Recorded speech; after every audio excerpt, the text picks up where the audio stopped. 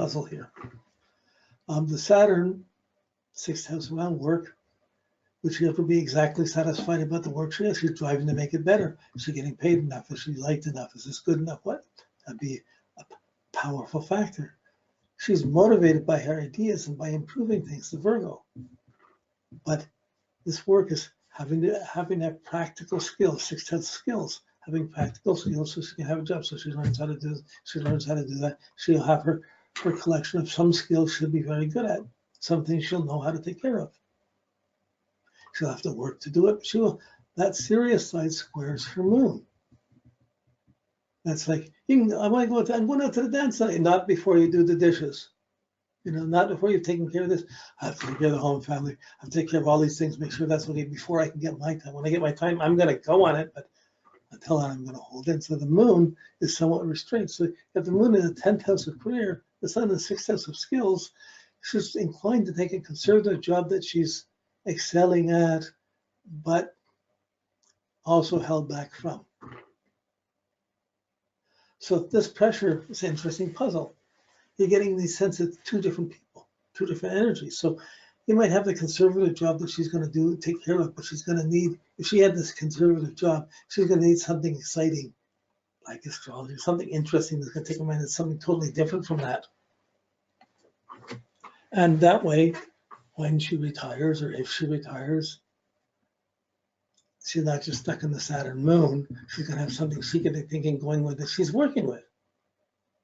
So she is geared to be studying, learning all her life and teaching and showing people. I mean, if she learns astrology, there's no doubt that her sun and her moon up, then she's going to have to write her book or do something special that makes a mark of this. She has to get through the shadows. I don't believe I'm good enough. I didn't understand. I understood it too quickly. And, oh, geez, the seriousness. She's going to have all the doubts, but she's going to do it. But okay. Saturn. The other planets, we've kind of talked on each of them. Uranus conjuncts the Mercury, squares with Jupiter. Pluto conjuncts the Mars, that's directing. There's no other difficult aspects. And Neptune squares the sun, doesn't hit anything else from the 4th house. So Uranus is unconventional money, excitement around money in the 2nd house, and using one's resources independently. I'm working like crazy, but at least I'm going to pay for my special interests. The Pluto's in the 3rd house. Don't tell me how to think. I got to know what's right. I got to know what's going on. It's very analytical. It's going to be very strong controls and having to have powerful understanding of what one's doing. Neptune's in the 4th house, the confusion around the home, around security, around where I'm coming from. And the sun squares the sun, so that where one comes from, she's kind of haunted by where she comes from. But she's doing her things and everyone sees her as successful. No one sees this haunted side that much unless they live with her. Many strong people have a very vulnerable, soft, personal side that only a few people would know about. Okay, so you have a really creative person who, if she's lucky, she finds a noble cause and becomes dedicated at it, writes around it, is creative around it, and just goes and makes it better. But she's not a person who's going to be able to relax and just go along with what someone else thinks is okay. Too fussy. Or if she did, she could pretend to do it, but really, she's not by nature that responsive. She's, I'll take it, I'll do this for you. If we go up to the cottage, guess who's going to do everything at the cottage? So relaxing is not an easy thing normally for this person. But living in the style one wants and one that has a chance to do things, yeah, for sure. But this is somebody who's going to be active and having to do things till the day she drops. Okay, so that's pretty well our run at the planets. Okay, we've got the angles to do. The last. Any one of these planets, you could start. We did it. We went through the planets and the signs, the houses, the aspects. You just slow it down and go into them. Go through the signs, go through the houses, and just slowing it down. I'm speeding enough for doing this just to hold it together and making sort of fairly fast associations. And basically you can go in and just see what you see first and talk about it. But every time you leave out one of these categories, one of these steps, you're missing something. You're making decisions someone can relate on, but they're not having it as textured or as well thought out, or as, this is what I call in-depth thinking, knowing all the categories and being able to go back to them and automatically respond to them and go through them and get used to going through the scales and going through these categories to see what the puzzles or challenges of that person is. And between the sides and the houses on any planet, you could easily spend several hours on that. Okay, so now we've got the angles to go through, to look at the angles and these signs in the house cusps. Okay, so I'm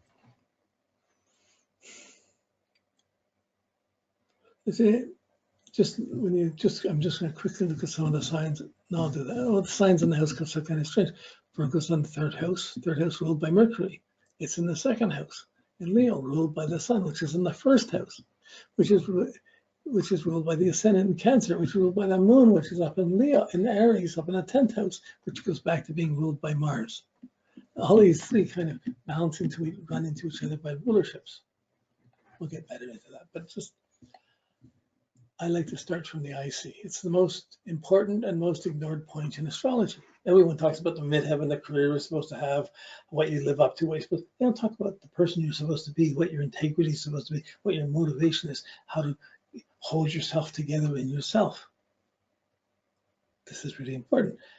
The person that, your integrity, when you go to sleep at night, when you wake up in the morning, who are you? Why bother?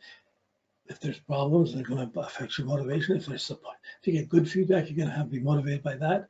If you get bad feedback, it'll come in, it'll affect your personal motivation. Not about what you're doing, just about how good you are.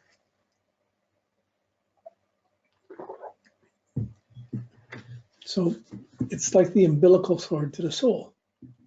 This midnight point of your consciousness, the deepest point below the horizon. And this is a person that, in a way, traditional astrology will say your fourth house, the fourth house cusp, which is your IC, shows you the type of the fourth house home. But you see, her fourth house cusp is 2940 Virgo.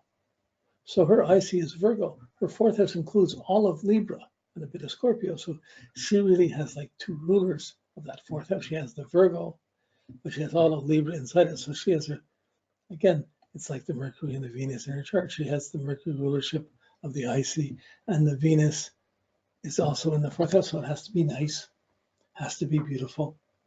And is it ever beautiful enough? Is it ever nice enough? There's an instinctive motivation in having to improve things, having to fix things, having to make things better, or in a person have to be self-critical, analyzing, what have I done? What haven't I done? Was it good enough within oneself? So if she got really great feedback and positive feedback, she still might be criticizing herself. And was it good enough? Everybody's saying that. Is that really so? See, there's a double wave here. Yes, the bravado, and then there's that inner side that's analyzing. Was it good enough? How do I improve it? How do I fix it? It's a good quality thinking like that. If it got negative and she lost confidence, she would be so self-critical, she'd be tearing herself apart and projecting a really good job of that rather than, so there would be times where she would. Now, so the IC, that motivation, that personal depth is ruled by Mercury, motivated by intelligence. It's ruled by, usually you see the rulerships and you see the planetary ruling, the angles really stands out as the theme. Motivated to be involved and to be improving things, to try and be ready better for other people. That's the Virgo phase, to improving. Okay, it's not really third or fourth house. It's the point between the third and fourth house. So you can see it as what motivates the communication as planets rise through the third house, or taking things in as they set into the fourth house. How you take things in, which is going to be her taking things in. Fourth house is going to have the Neptune. She's going to be over dramatic and quick to blame herself for feeling the guilt, for trying to feel she's not doing things wrong. That's there. And then personally, she takes those impressions. Then she's trying to analyze, how do I fix it? What do I improve it? She's trying to figure out a way of making it better. Always. So if you live with her, she's always trying to fix things. Let's just relax, don't fix it, let it get messy. No, can't do that. Okay. Interesting puzzle, because the Aries moon can be just running around impulsively, dropping things here and there, but she's too fussy to put up with it. If she did that, she'd have a big major cleanup the first time. Like, she's motivated to have things figured out. How is she going to figure it out? She's seeing how her Mercury, she thinks independently. She has her own way of thinking and exaggerating a bit, and she's motivated by that. So she follows ideas, sometimes to a fault, sometimes exaggerating them, sometimes gullible, but they're exciting. Okay, now 1 second, I want to pull out her. Got this better set up, it's better. Looking at the IC, there we go.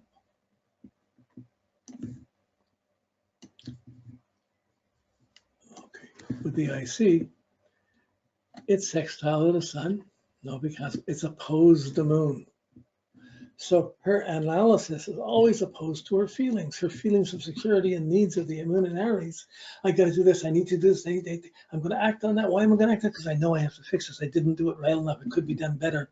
The Virgo on the IC, motivated and being fussy, picky, critical about one's own personal motivation, where I'm coming from. And yet there's such a need to prove that one can do it. One goes out and does it. And everybody may applaud what you've done, but you still might feel it's not good enough. The Mercury on the IC. There's an opposition here that's a funny puzzle. Her need by nature is to express that moon, and on the other hand, to put everything to the family, to the home, to the habits. Her personal side is, I'm so self-critical. What's in herself, she's self-critical, exacting, perfectionist. And the moon in Aries is impulsive. It's far from the perfectionist, and they're opposing each other. So she's not going to fix her own impulsiveness, or is impulsing to get away from her own personal meticulousness. There's a double standard here. So she may have a very meticulous home and everything in a special place, but she's got to get out of it and go places. But that impulsiveness is there from the needs and the caring. So she's motivated to make things perfect, but she's affected by the caring of others, of what needs to be done to maintain her perfect little world, in her world. It's opposed by the moon, it's squared by Saturn. So there's an inhibition. So that Saturn squares the moon and squares her IC and squares the midheaven. So she basically feels any problem there is, 6th house Saturn, it's my responsibility. I have to fix it. Did I do good enough? I'm never doing good enough. I'll get it better. I'll do more. I'll have to put more to it. I'll drive at it better. By nature, she's great at starting things, not finishing things. So she gets a great start, but then it slows down. Then when it comes to reflecting on it or taking in things deeply, this is the realm of the moon, is the 4th house coming down to the IC. The moon is high. So she sets up a lifestyle it's hard for her to live with, and she's works so hard to fix what's missing, and yet she still feels has never done a good enough job. There's more to be done. There's more to be fixed. So you have the overachiever outwardly, and you have the person that doesn't let anything get in to reach her quite so much. They have a lonely side inside of that. That's a little bit more melancholic. Saturn to the moon is a bit more melancholic. Both of those, Saturn and the moon, pile up to affect her IC. So her outer world and her skills are not necessarily reinforcing her personal motivation. They're adding pressure onto her emotions, filling up time. They're demanding some seriousness out of her motivation, when really her motivation is ruled by Mercury. It should be her exciting, clear thinking that she should go with. So will she ever be able to talk to mom or solve situations with mom or family or go back to the past? Cool. Doesn't want it, but we're seeing, again, you're seeing these two sides.